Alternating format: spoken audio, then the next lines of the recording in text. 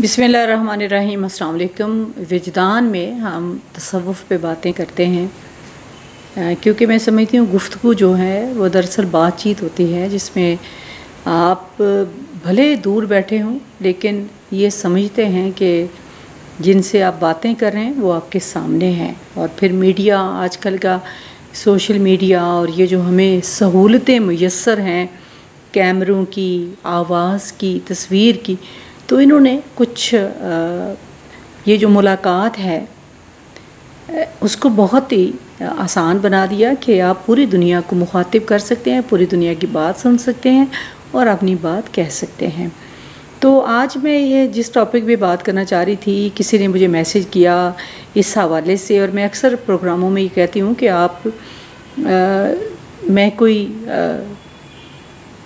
ये नहीं कह सकती कि अक्ल कुल हूँ। एक कुछ मुझे खुदा ने इनायत की चीज़ें और कुछ मैंने तालीम हासिल की, तो मिलजुल के कुछ एक जो मेरे जहन में मेरे दिल पे उतरता है वो आपसे बयान करने की कोशिश करती हूँ। खैर बांटने की एक जस्तजू है, तो लेकिन मैं ये हमेशा सवाल करती हूँ, कोशिश करती हूँ, इल्तिजा करती हूँ कि आपके जहन में अगर मेरी बातचीत से कोई सवाल उभरे तो आप ज़रूर मैसेज करें मुझे, और ये जो वीडियो है इसके कमेंट्स में लिखें और मैं कोशिश करूँगी कि अगली बार उसका जवाब ज़रूर दूँ। तो किसी ने मुझे कहा कि ईमानदारी क्या है, दयानतदारी क्या है, और इंसान जब ज़िंदगी गुजारता है तो ये किस तरह अपने आप को बंदा दयानतदारी के उस मेयार पर जांच सकता है, रख सकता है।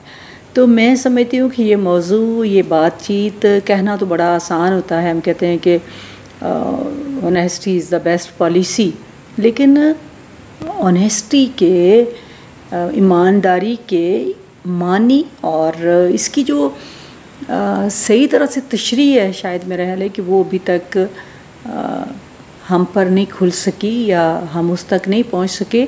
बहुत सारे लोग हम में से कि हम समझते हैं ईमानदारी का मकसद ये है कि हर तरह की ज़िंदगी में जो एक गलत रास्ते की तरफ जाने वाला रास्ता है, गलत रास्ते की तरफ जाने वाली ज़िंदगी है, उसको आपने मोड़ कर सीधे रास्ते पर लेकर जाना है, और हर बुराई शर जो है उसको अपने वजूद से ख़त्म करना है। मतलब दयानतदारी ये भी है ना कि जिस तरह मैंने पहले एक दफ़ा कहा था कि आपने अपनी जो ज़िम्मेदारी है वो काम ठीक करना है, यानी जो आपकी ड्यूटी लगाई गई खुदा की तरफ से इंसानों के दरमियान रहते हुए जो आपको किरदार दिया गया कायनात में, वो निभा सही रहे हैं, तो ये भी दयानतदारी है, ये भी अदल है, अदल भी है और दयानतदारी भी।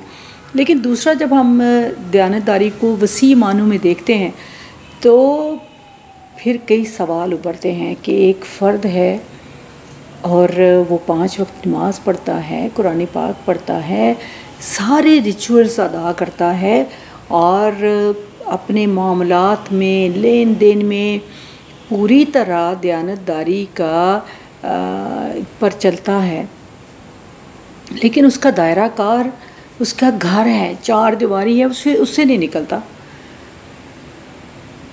और एक फ़र्द है कि जिसका दायरा कार फैला हुआ है महलों तक, शहरों तक, मुल्कों तक, और वो काम करता है और उसमें कुछ उससे 19-20 गड़बड़ भी हो जाती है, गलती भी हो जाती है, क्योंकि जो काम करता है वही गलती करता है, जो काम नहीं करेगा वो गलती भी नहीं करेगा।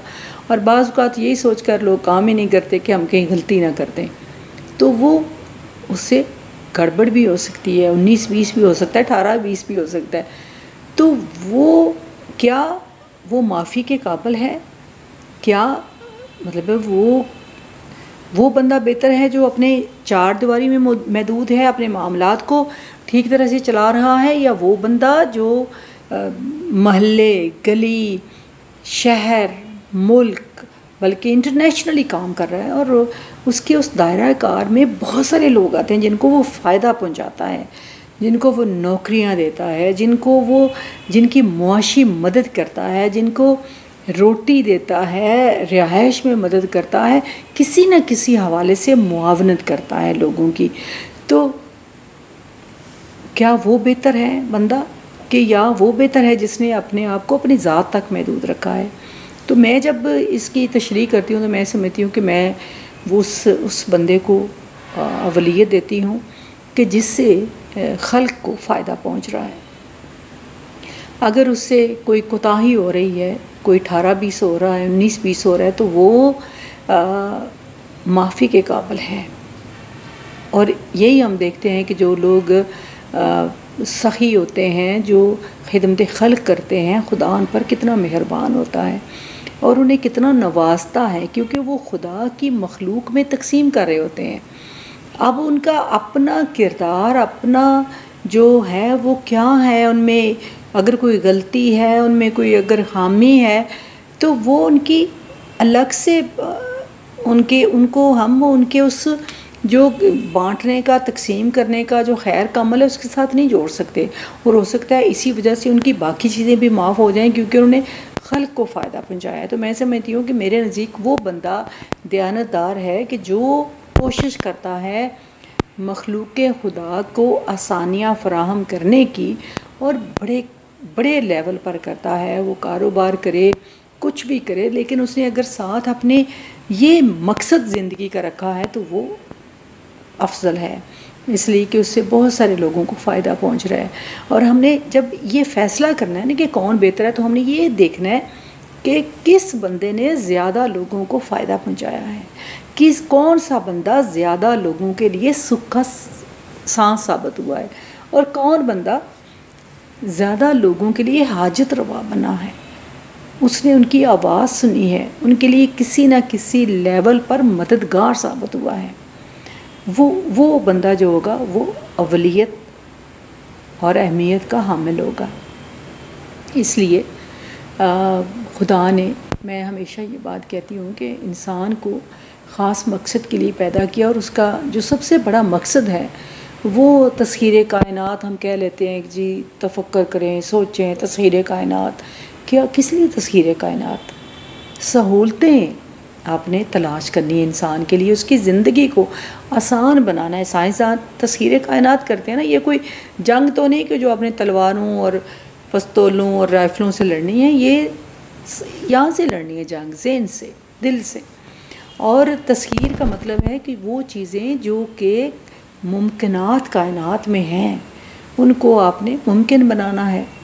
और वो नामुमकिनात में वो चीज़ें नहीं है कि पहाड़, दरिया, चाँद पर चले गए, बल्कि इंसान के लिए आसानियाँ जो तलाश करनी है। यानी आप तिब के शोबे में देखें कि कितनी आज के इंसान के लिए सहूलतें साइंसदानों ने और हमारे डॉक्टर्स ने ढूंढी हैं। दवाइयाँ ही आप देख लें कि कभी जो वबाएँ थीं वो अब एक आम बीमारी बन गई हैं, आप दवाई खाते हैं ठीक हो जाते हैं। इसी तरह बड़े बड़े ऑपरेशन जिनका पहले कोई इलाज ही नहीं था, और लोग मरना तो सब ने है और मौत तो सबको आनी है, लेकिन लोग सिसक कर मरते थे।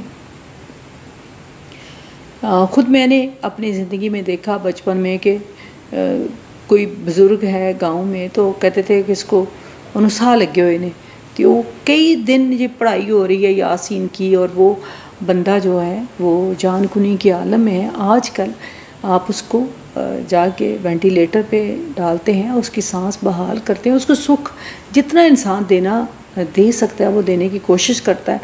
बाकी तो जो कुदरत ने उसका वक्त मुकर्रर किया हुआ है, उस वक्त उसकी जान उसके कब्ज़े में जानी है, रब के पास जाना है उसने।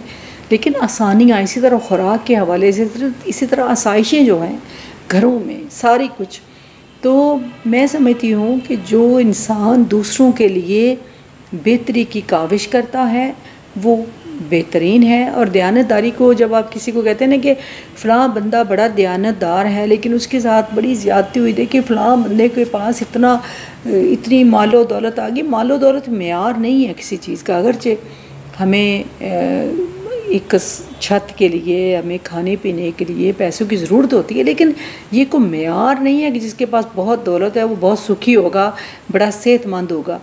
तो मैं ये समझती हूँ कि हमें या आप कहते हैं ना कि फ़लाँ बंदे पे अल्लाह बड़ा मेहरबान है, हालांकि वो जो है वो हैंकी पैंकी भी करता है जी, 18-20 भी करता है, 19-20 भी करता है, फ़लाँ बंदा इतना दयानतदार है, तो वो देखें उस बंदे से लोगों को कितना फ़ायदा पहुँच रहा है, और जिससे लोगों को फ़ायदा पहुँच रहा है उससे खुदा खुश होता है, उस पर मेहरबान होता है, उसको नवाजता है, क्योंकि वो बंदा आगे तकसीम कर रहा है। इसलिए आप कोशिश करें कि तकसीम का ये सिलसिला जारी रखें। बहुत शुक्रिया।